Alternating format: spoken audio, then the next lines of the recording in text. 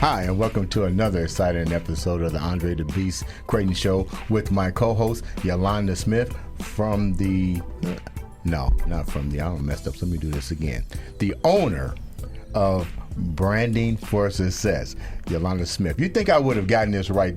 How many takes we done? About 4, and this is like, what, the 20th episode, so it's okay. Glad to be here. Of season 2. Of season 2. Lord have mercy. It's been a long, long day. Hey, it's all good. I just got back on vacation, so I'm feeling I saw fine. that on social media, and I didn't get an invite, huh? I am so sorry. Next time. Next time. There's When, next always week? a next. In 2 weeks, See, we're that's what I'm back at talking it about. again. He thinks I am a professional vacationer. You are a professional vacationer. But we have an exciting show today. We sure do. You Yes. know what? Last year was trial and error with closings, with pandemics, more importantly with schools and students trying to figure out their place with their school system, with their parents, with the pandemic, virtual, a whole new array of things going on. Today in studio, I'm going to let you introduce the host. Oh, I love it. We are so excited. Not the host. He's our not guest. He's our guest. He's the guest. It's all right. Andre will get it together because Sooner you know or what? later. This is what makes a podcast exciting. It's natural. It's real. It's what we do. But today in the studio we have Mr. Michael Dunagan with us, the principal of Options Charter School. He is currently over the Westfield campus, but Andre met him some time ago as the principal over at the Carmel campus. So welcome, Mike. We're glad to have Mike. you. How Thank you. doing? Thank you. I'm glad to be here. So, Mike, tell us a little bit about yourself and how you wound up being the principal at the Options School, which was, let's get it straight first. Okay. Options Carmel. Yes. New location, Options Westfield. New campus. New campus, Westfield, off of Cary and 32. Yep. Right behind the Huntington Bank over there on Gunther Boulevard. Right behind it, right there at 32. Yes. Yes. Our brand new, beautiful campus. I visited, and it definitely is beautiful. So that sounds like an expansion, but before we get to the expansion, you could tell us a little bit about yourself, how you got involved with the charter schools, and then maybe even help the viewers understand what is a charter school and how is it different from a traditional school. Right. Well, first, a little bit about myself. I graduated with an undergraduate from Ball State University in secondary education. Mm-hmm. And I went to work shortly after that at Stonegate Early College High School. Mm-hmm. We were one of the early charter schools, and our focus there was taking your middle of the road or just failing students and supporting them to heading to college. And so we graduated some of the first students in the state of Indiana with associate's degrees and high school diplomas at the same time. Wow. From there, we'll talk a little bit more about that when we talk about charter schools, but that school no longer exists. But from there, I then finished my master's at Ball State, and then I went to work at Charter Schools USA, was brought in by the state of Indiana to run a couple of IPS's schools that had been chronically failing. Okay. And so I started at the turnaround at Emidonin Middle School, and then I became the principal of Emidonin after 2 years. And then while at Emidonin, I led Emidonin off the failing list, which was the goal of the turnaround. And then at the same time, we opened a K-6 elementary at Emidonin and led that to an A rating for schools for 2 years. And then after doing that for a little while, I decided I was there 7 years, so I was a principal 5 years there, and I wanted to get back to high school, working with the older kids. And so I jumped at the opportunity to join Options at their Carmel campus. And after coming on board, finding out that I would be helping them with opening a new campus in Westfield and moving the Carmel into its own building. specifically designed for what we do at Options. And Sounds so I've been great. with Options 2 years. So help people understand, what is a charter school? Because what you just told me, I'm kind of thinking this man is the redeemer of the schools. He's Right. helping them to really get beyond these failing grades. But it's not just for failing students, right? Can you explain to No. So Yeah. the charter school movement has been around for a very long time. In fact, I was still in school when the charter school movement began. Here in Indiana, the first charter schools opened in 2002. After I'd left, I was out of high school by then. Don't worry, I'm not that young. And we opened up some of the first ones, Options being one of the first charter schools in the state of Indiana. Now, a charter school gets its name from how it's created. So if we think back, I was a history teacher, so if we think back to the original colonies in the United States, there were different types of colonies.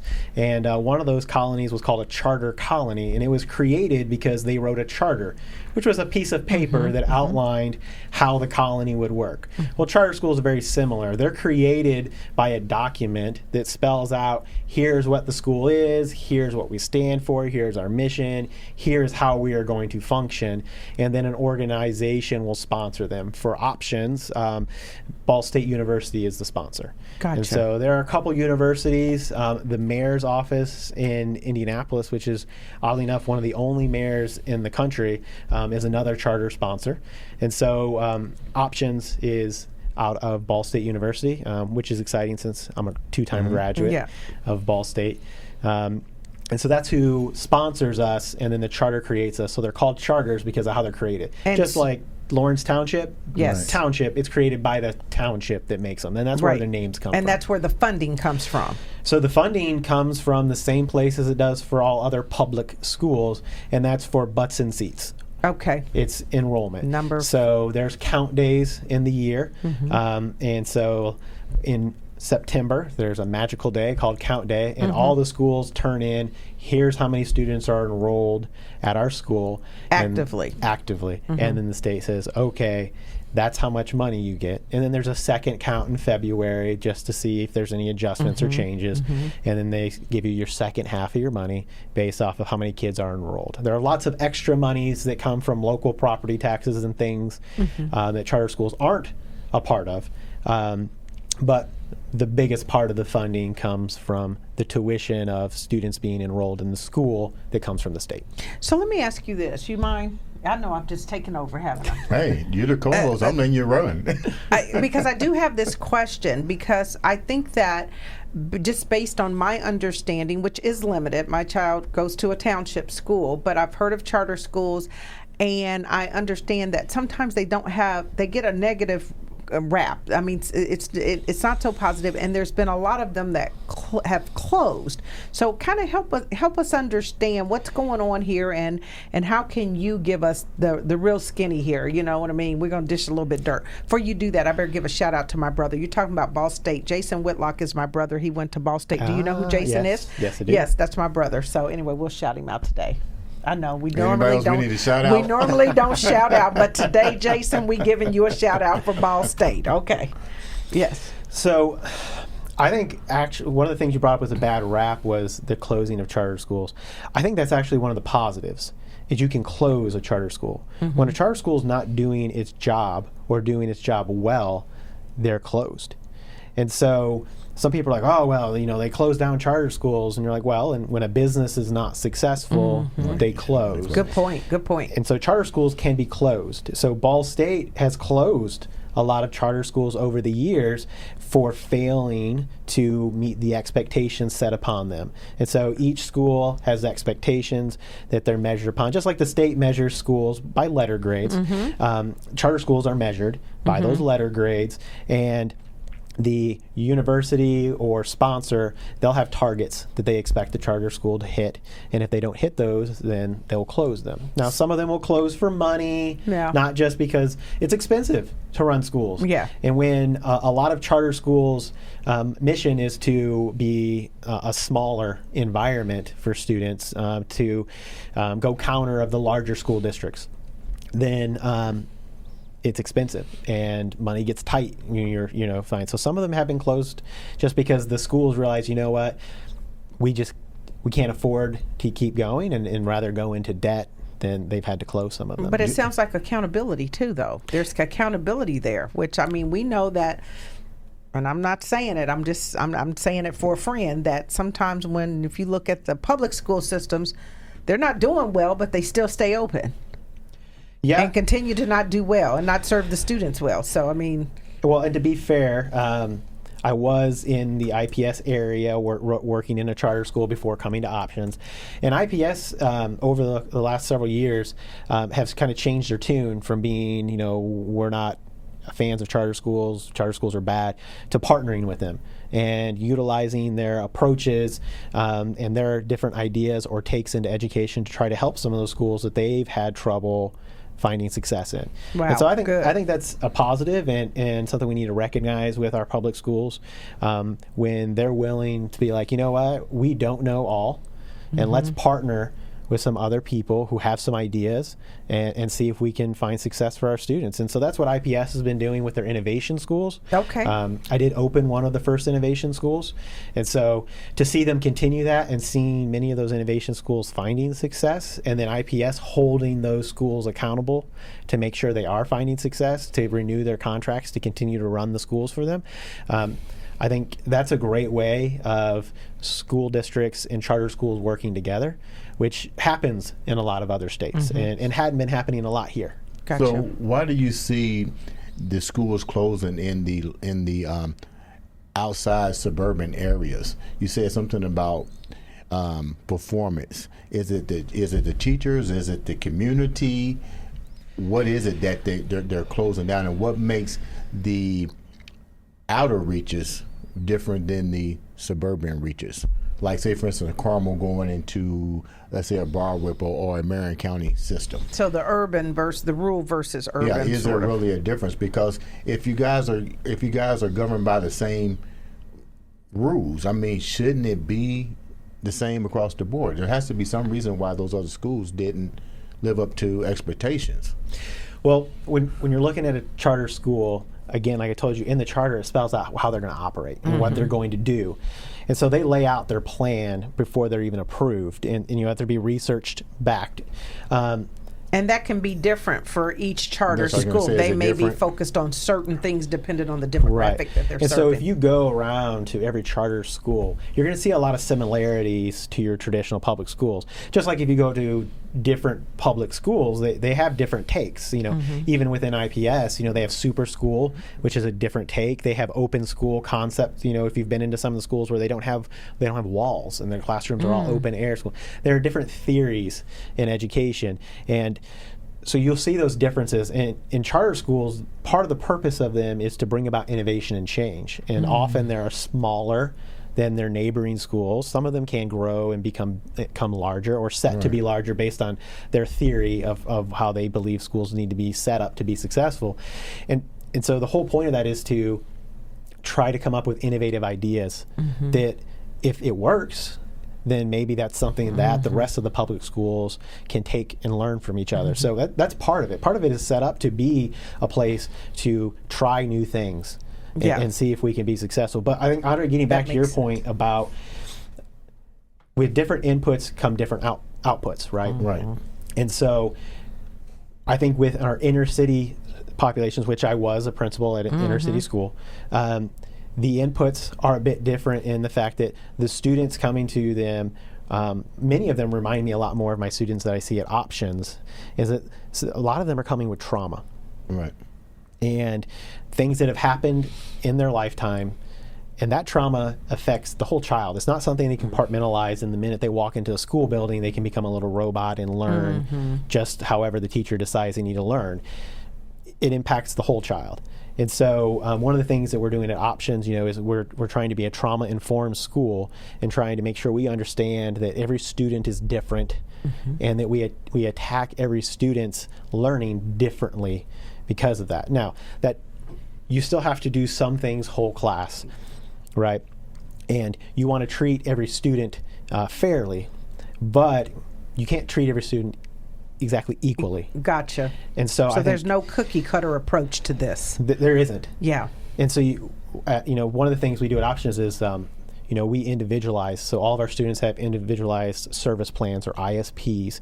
It's similar in some ways to an IEP that students get for having a learning disability. We do that with all of our students to individualize what we're doing with them, so that we can identify, all right, what is it that this student needs. And Andre can tell you, because we've talked before, and we have open conversations with each of our families coming in, and we ask them, like, what is your student struggling with? And so Options is not only a charter school, but we're also an alternative school.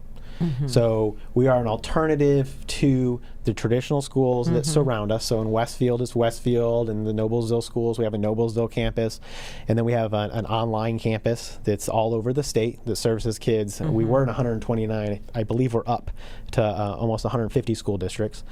And then we also have some specialty programs out of Fishers and Kokomo that are partnerships with BACA for students with autism. Oh, nice.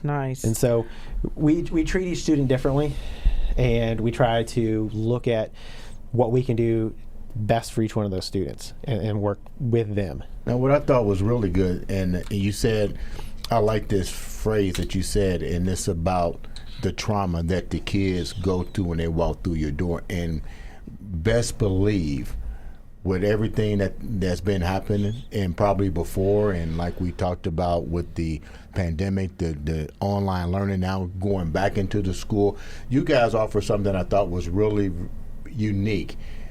When you're dealing with trauma, you guys actually have in your school system some type of behavior person that they go to when they first come into the school. Tell me about that. So we've been really lucky. Relationships are kind of the biggest thing for us at our school. So it's belong, believe, achieve is our motto. And so the first part is belong. For students to find success, the achieve down the road, they got to feel like they belong.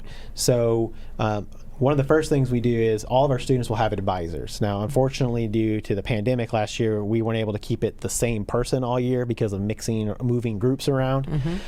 But traditionally, that's a person they're with all year long, and that person's goal is to try to be the adult who knows that student best. But even as educators and teachers and going through trauma-informed training, we're not experts, especially mental health experts. That's right. And so we partner. We have a mental health specialist. They come in a couple days a week and meet with some of our students who need more than we can even provide. And so that's on top of our students who may be getting served. Are the parents supportive of this method that you guys do at the school with the trauma, or basically addressing trauma with their child? You know, with parents now, they really might blow it out of, my kid doesn't need this. Have you any resentment from any parents having that their child be involved in that, Or maybe resistance. or resistance? I had one of my first this past year.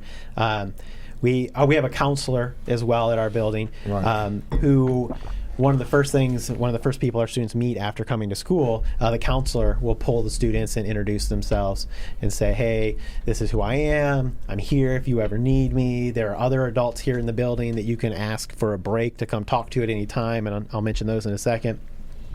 But I had a parent, who contacted me shortly after and said, I did not give permission for my student to talk with them. They were asking questions about the family and the home.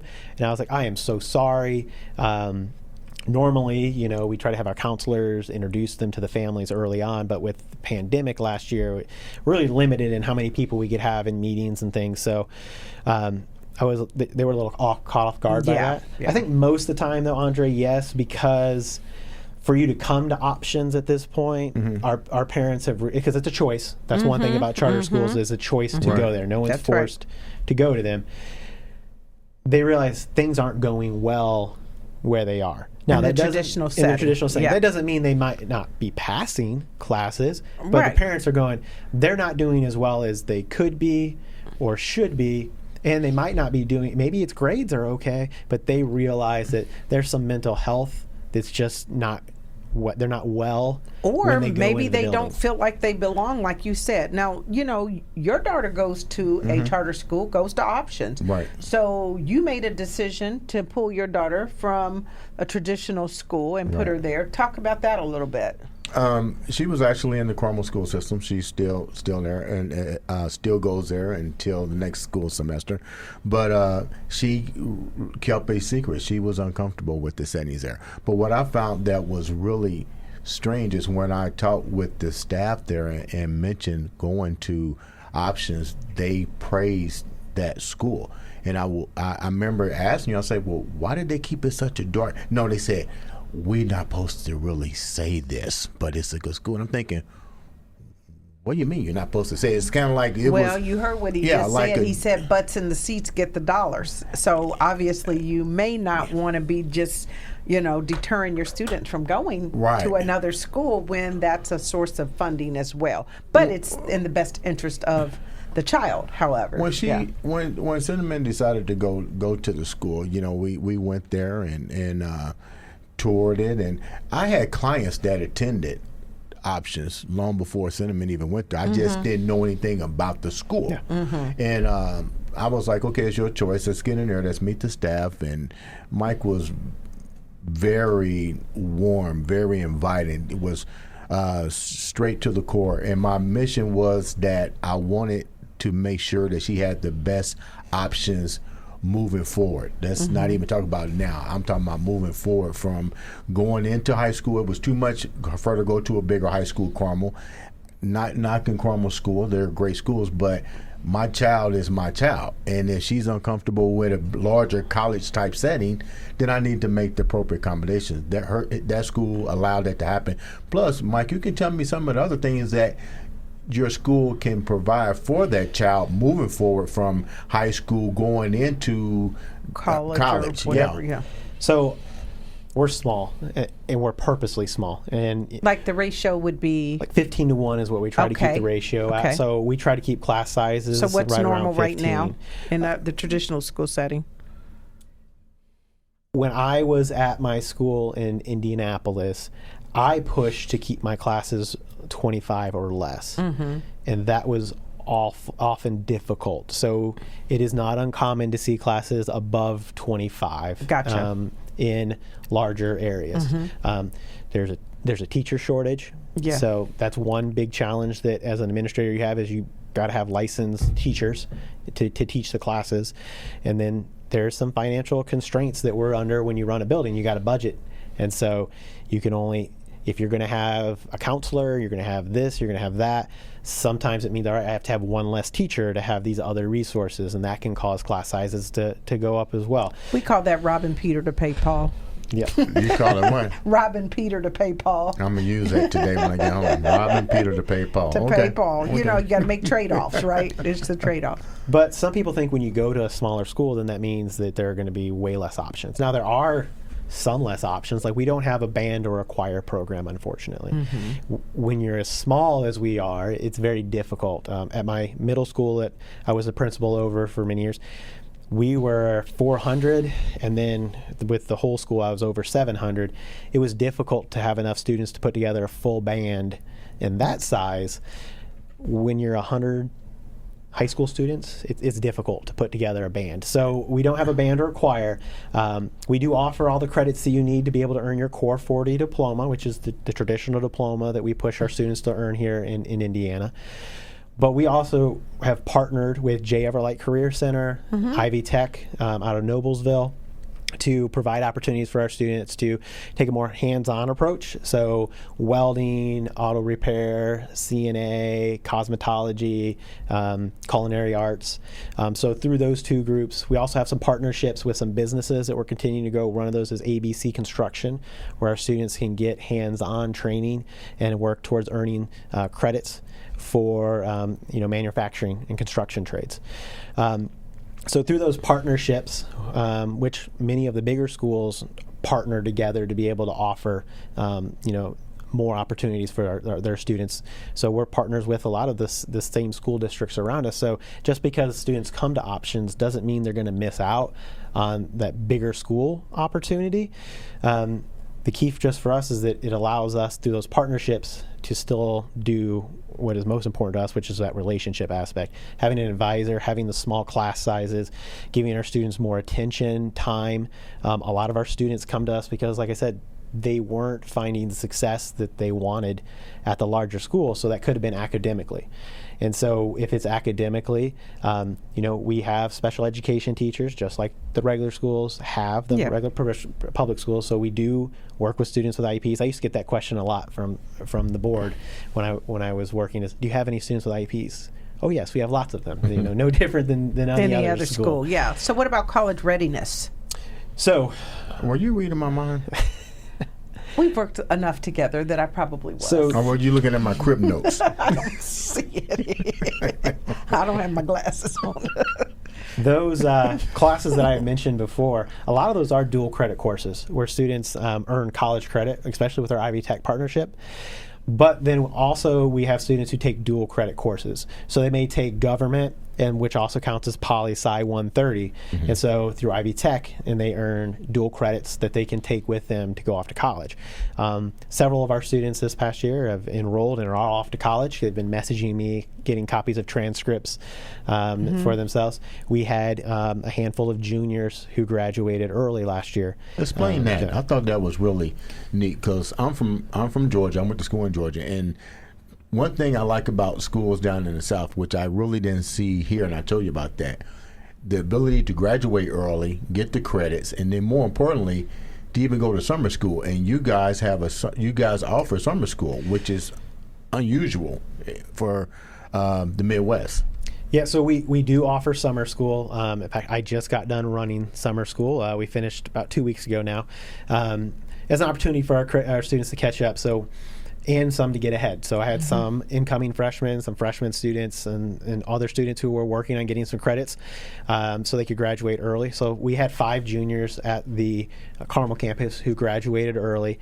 Almost all of them are going off to college. We have one who's planning to enter the military and then college. It's an option. We don't push it all the time for our students, but for some of our students, for them, in their life circumstance they're in, moving forward and getting to college is the best bet for them. We try to encourage them to stay on and say, well, why don't you take college classes through us and save yourself a little bit of money. So some of them, we do have students who are staying on who could have graduated, but are like, no, I'll take your classes. They're free. My child's in several AP classes for that reason. I mean, I was like, help your mama out, college is that very money expensive. Thing you just said? What was that thing? You don't want your child to rob Peter to pay Paul. To pay Paul, yeah.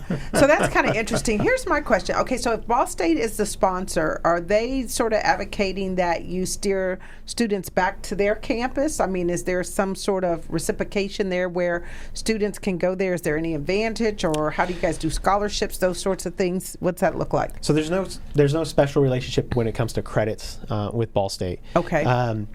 We do have a partnership with Ivy Tech that allows us to do credits with our students, mostly on our pocket. The school pays for the classes. But we do have a couple scholarships. One of our scholarships we offer is the Abby White Scholarship, named after a former graduate who had passed away in an accident, a four-wheeling accident.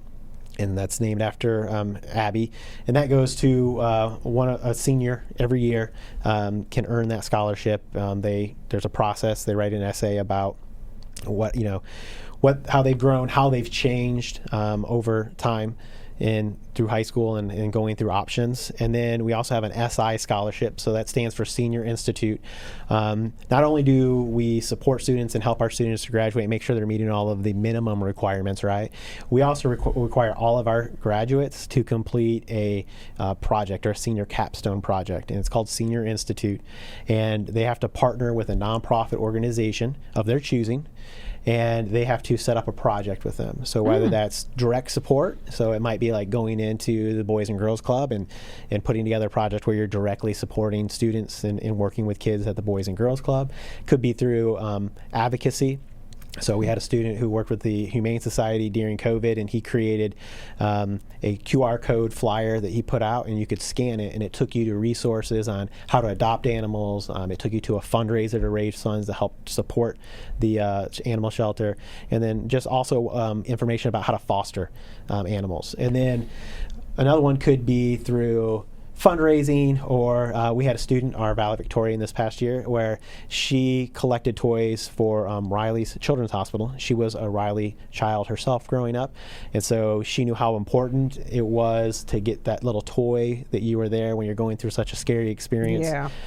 And so she collected over 200 toys to fill their closet for kids who were going to go through what she went through. Yeah, that's phenomenal. You know, one of the things is that it's important not just to educate our kids, but to teach them life skills. And, you know, what is it like actually being out in the community, working with people, building those communication skills, you know, and some of their business skills and so forth. I know that our time is kind of getting away from us, but this has been a pleasure, and I want to talk about this a little bit. When there's a big push right now around diversity, equity, and inclusion, and we want to make sure that we have a chance to talk about that, because I think that is so important, particularly as our children go to school, and having the opportunity to feel like not only they belong, but they are treated equally. And I know that was something that you said, which sort of brought this up for me. You know, maybe a couple months, I'm not sure of the time frame, was tuned in, and my day job, let me just qualify this. I work for Eli Lilly and Company. I am the communications director for diversity and inclusion, social impact, and some other areas, so it's very dear to my heart. But from a school standpoint, I was sort of saddened when I read an article up in the Carmel school system about parents really struggling and basically pushing back on the fact that the Carmel school system recognized a need to have a diversity, equity, and inclusion officer. And I think one of the things that I read was that they were really wanting to help the staff to come along, because whether we like it or not, there's unconscious bias that resides for people of different ethnicities, religious beliefs. If it wasn't, we'd all be here and life would be great, wouldn't it? I mean, but you see everything happening within our own world right now, right? We just recently had a lot of Jewish anti-Semitism violence. We had the Asian hate crimes. We already know what the whole George Floyd murder situation did for us. So not going all into that, but I would just be interested to know, because I was really saddened, because I think that's something that could help us all to learn if we just show some compassion, empathy, and willingness to listen, to really understand what it feels like. What are you doing at Options? How does Options handle their diversity, equity, and inclusion initiatives, or are there any initiatives just to ensure that we are keenly in tune, you know, with people of different ethnicities and races and so forth? Well, this is an area that is difficult. I'm originally from Flint, Michigan, so we all know the water. We all know Flint. The water was just the most recent trauma there. And, oh my and goodness. So I'm originally from there, and then we moved here to the south side of Indianapolis, not too far away from where we're all sitting right now. And my minor is in multicultural education. So you hit a very, important topic. We don't know our own biases until we're finally confronted with them. Correct. And so I think that people who are struggling with understanding, or who are speaking out, I think that just comes from not understanding or knowing. It comes from a little concern that, my child has been doing very well and has been finding a lot of success. Why do we need to change things? When things aren't going well, Andre decided, hey, things aren't going the best. I'm going to make a decision and talk with my daughter, and we're going to make a family decision about what's best for her. I feel like some of the parents feel that the decision, or me making decision, or me having input, was kind of taken away from them and was forced upon. And I think from sitting in a room with teachers I've gone through similar training from different groups when I was in Indianapolis, and I think when you think that, oh no, I care about everyone, you don't see or know or recognize, and it might not be that. Some people take it as a personal attack too. When you're like, hey, we're going to go do this training. Like, well, why do I need to be trained? What have I done that makes you think that? Or when have I ever done anything that makes you question that? Or how could you think that about me? And I think we go to school to learn and we become teachers through education, but they continually ask us to renew our license, and to do that we have to continually be educated. Yeah, I agree. And this I is agree. another topic where we need to continually be educated. It's not something that we can look back and go, well, history told us these things and we learned from them. They're still ever changing. Yeah. And we need to reflect back and look at, and as we continue to diversify, we need to understand that there are more than one or two or three communities, and you can't look at one person and go, I know what your experiences are, and I know, we do that sometimes. We look at a person and we're like, oh yes, I know, the history tied with this group, and yeah, you're like, well. So we put it person's across background the is whole different. group, something that may have happened, then it all of a sudden impacts everybody. But what I thought was, this is what I found kind of profound here, is that the individual said, and this is where I cringe, and maybe because I am an African American woman, but the parent said, my kid does not see color or gender, and I have to call bullshit on that. How do you not see it? I mean, now what we said was that we believe that it starts in the home, and then it gets into the school, and the school has to deal with it. The school has to sort of reverse some of the things that are taught, because you're right. We're not taught to be racist. Right. We're not taught to be, bigots. We're not taught to hate. That's Our kids listen and they respond, or to they what don't they hear. respond. Well, and if it's not in the home, it's somewhere. Either in Well, the I think day. that's a fair statement right there. Yeah. Because it's not always in the home. That's right. It's somewhere. also sometimes how many adult cartoons or things that are out there that have adult humor in them Right. that we can understand and we can process. And they can't But process. kids And they can't. Yeah. And they don't understand. Or how get. much does social media play a factor in propagating these things? I mean, one of the things she said, and this critical race theory, and I'm like, oh my God, okay, it's really, it's not a conspiracy here that we want to reprogram somebody. No, I think it's interesting, yeah. And how does schools, because we know how we deal with it as in corporations, right? And in but again, you've got people with the mentality, in most cases, I won't say all now, you give them too much credit, but in most cases, to be able to understand and discern, right? If we're given that information. As a child, maybe not so much, and I get that. Right, and I think one of the things we need to focus on is the person in that role, and the training they're trying to put forth often is for the educators, not as the adults. Yeah, it's not for the kids. Right, the kids just want to belong. We want the adults to have the information. Yes. To help them when making decisions, and to help them think about situations a little bit differently as they approach things. And so you were asking about what do we do at Options, and I think we've been lucky in the sense that our work in trying to work with all different types of students who haven't found success, if it was one little thing that you could fix and those students would automatically find success, well, then the other school districts would be doing them. Yeah. And we're seen positively by the school districts we work in and work around, because they know that we're working with a group of students that takes a lot of resources to work with those students, and if they had all the resources at their disposal, then they would tackle all of those problems, but they can't. They have limited resources to be able to get the job done, and lots of students, so they count on us to help those students who come over, and they recommend students to come to us. Now, I know Andre had mentioned earlier, kind of like we're not supposed to say that. A lot of that comes from what you were saying, the butts in the seats funding. Mm-hmm. And so if you remember back November 19th, not this year, the year before, we had the big rally downtown for education. Yes. And that was a tough day for me. It was my birthday. That's one of the reasons I always remember it. But that's a tough day for me as a leader of a charter school. And that day they had announced that they were changing the leadership at my old school, so I was a little sad to see some people that I had known as IPS continued to change and support and help in Madonna and continue down the path that we had put it on of success. I remember that day, and I remember watching the teachers come across and talk about what they need.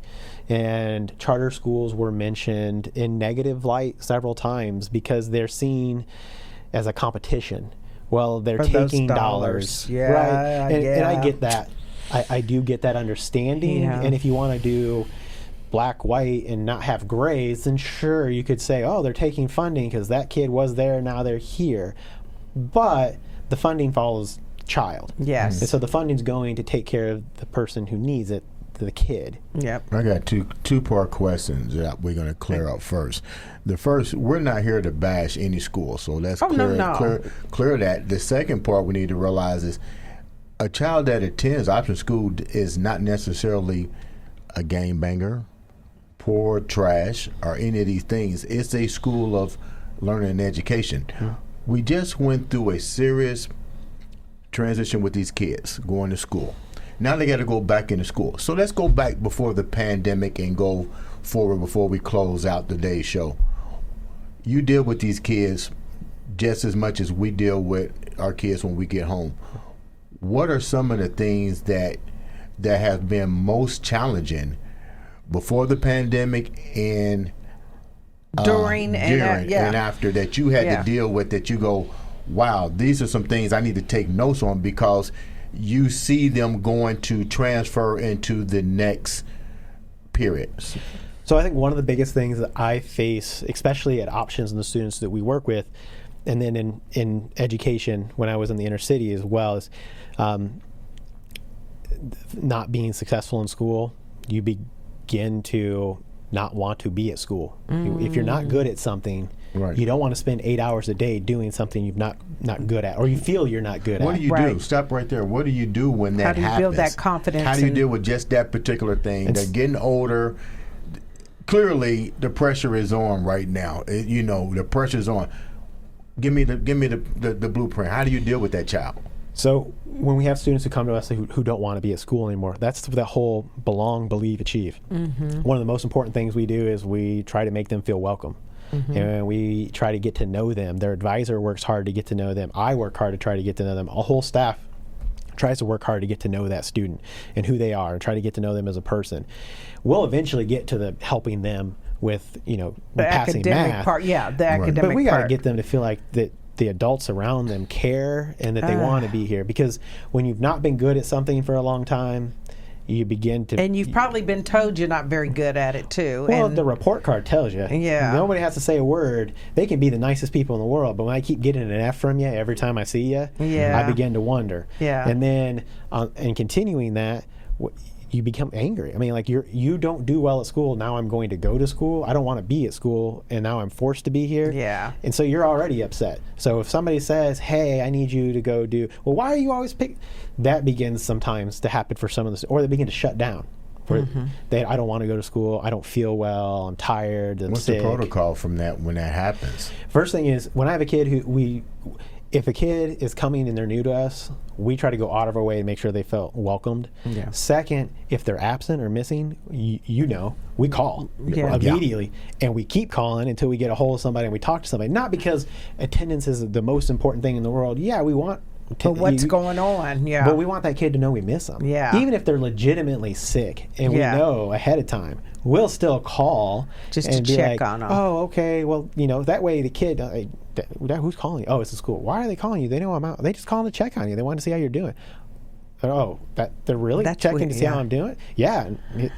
I do. I know. You know we what? care. That's huge, though, because I think, we're at the top of the hour, but certainly that's an element that I'm seeing here, is that you guys are small enough that you can give that extra attention that is beyond just having a math class, as you say, but it's really helping people with their mental, emotional things to deal with, to feel like they have a place there. And I can imagine that the success that you've been able to see must be so gratifying. I mean, it is. We've seen some kids graduating, and we've had some kids who've come to us, and you're like, wow, you're junior and you have 7 credits. You've got to have 40 to graduate. And we get them across the stage. We work with them. Summer school we mentioned. We have lots of extra ways that we work with some of them to help them catch up on some of their credits, to get them to graduation. And for some of our kids, that's just the next step, right? They're going to go to college, or they've taken advantage of the certificate, or they're going to go into the workforce in a certificate or something. And some of them, it's just a party that they graduated, because you know what? We didn't see that coming for some of them before they came to meet with us. Before we go off the air, give me, without mentioning the student name, one of your most surprising cases that came in trouble. Success stories. And it was a success before we wrap up. So our valedictorian this past year, if you go to our website, optionsschools.org, you can see a little bit of her story. She talks, doesn't talk about the fact that she became our valedictorian last year yet because it was filmed last year, but she loved school or the thought of school. And then when she started going to school, she found out she wasn't great at it. And then she ended up having, determining she had diabetes. And she began really struggling at school, having to spend a lot of time in the hospital. When she came, she did not do so hot her first year of school as a high schooler, did not earn very many credits. And so then she advocated with her parents, like, I want to see what else is out there. And so they came across options and came to options. And so she came to options with mostly Fs her first year. So you can imagine her GPA was very low, below a 2, below 1. And then she finished with above a 3.0 GPA, almost I think a 3.5 by the time she got done her senior year, and was our valedictorian. Wow, that's impressive. Yeah. Somebody who didn't want to go to school anymore to valedictorian. See, I always say a little love goes a long way. And with that said, this has been the Andre The Beast Show. We'd like to thank Mike for coming in. And hey, people, please visit Options Westfield. Meet with Mike if you feel that your kid needs a little bit more than just what's been given. And I also like to thank you for really working with me and my daughter. I've seen the success. I know the program works. You definitely have kept that beast frame of mind, and that's what this show is about. That's right. Taking it and moving it forward. I'd like to thank my co-host, Yolanda Smith. Remember, she's the owner of Branding for Success. I got it right. Yes, you did. Yay. Ladies and gentlemen, this has been the Andre The Beast Show. Show.